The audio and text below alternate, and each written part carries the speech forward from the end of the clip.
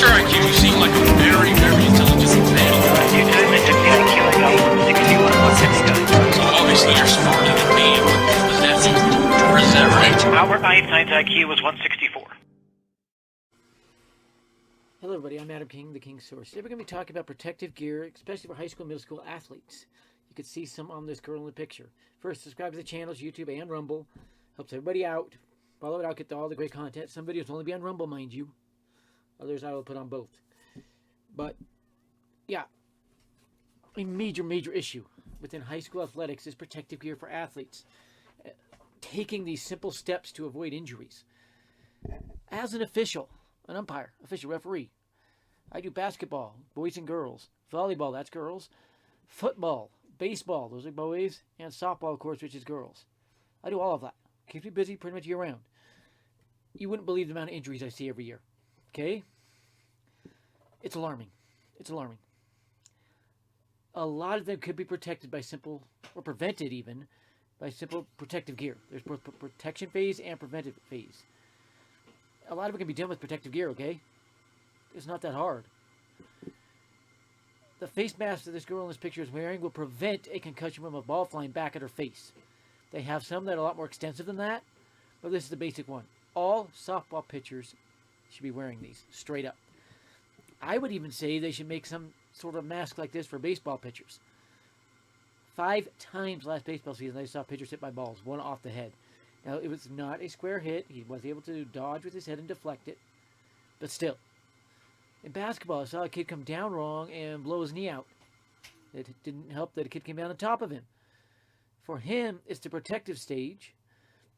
Can't really prevent it anymore, but get him a knee brace. It's not that hard. I saw a girl in volleyball roll an ankle really bad. They put a brace on it, but it was a bad one. They need to be able to wrap the ankle up, put it into a good brace. Ankle injuries is one of the most prevalent in volleyball, mind you. By far, one of the most prevalent. For those who did not know that. This non-protective gear situation, where all these schools are without it, is a massive, massive issue. It's too easy to get this stuff. Okay? I looked it up. That mask she was wearing, particular one's only $15. They have some for $25. The more extensive ones are only $35. That's not a high enough price to avoid getting 4 or 5 of them for your school. And they are adjustable, where most girls could wear them for that mask. There's other such gear, such as cups for all your players, football and baseball. Okay? That's not a big an issue for girls, but if they really wanted them, okay. Getting protective gear is not hard. Why has there been such an issue with it? Why are we constantly hearing of injuries that could be easily prevented with proper protective gear? Even a football helmet might not be as protective enough if it doesn't have enough padding or isn't made quite right. You hear so many concussions in football, which, if they're wearing a padded helmet, why? Why? Now, a friend of mine, Sam, she is on Twitter, shared pictures of, I think it's her face. She got hit in the face with a softball, and it's not good. No, pretty gruesome. I'll put it that way. I'll let you go find it on Twitter if you want to look that up. Let me go see. Oh, excuse me. It is Ash Loves Softball at ATZIRAS. Really cute girl, and man, her face looks bad after that, taking that shot to the face with that softball. I feel for her. I feel for her. I'll go ahead and retweet it to just, so you can go take a look at that. She's got an ice pack on her head, and it's ugly. It's ugly. I think it's her. It might be some other girl. So, yeah.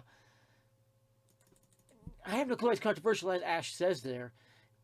Protective gear, especially for pitchers, is a no-brainer. Had she been wearing the face mask you're seeing there, the ball would just glanced off, and she might have had a little bit of a headache, but her face wouldn't be swollen. She wouldn't have big bruising on her forehead, anything. Believe it or not, yes, girls in softball will hit the ball at 100 miles an hour. Whether you believe that or not, it's true. I've seen it. I've been hit by one of the 108 miles an hour off my hip. My hip hurt for a month from the bruising. They can. Baseball players, they hit it a lot harder, but the ball is smaller. Keep that in mind. In some cases, harder to hit depending on the pitch. But, yeah. Protective gear for high school athletes and middle school athletes, even college athletes, should be a no-brainer. There's no reason for any of them not to have it. Okay? The King Source. Have a great day, everyone. Remember, the King Source loves you.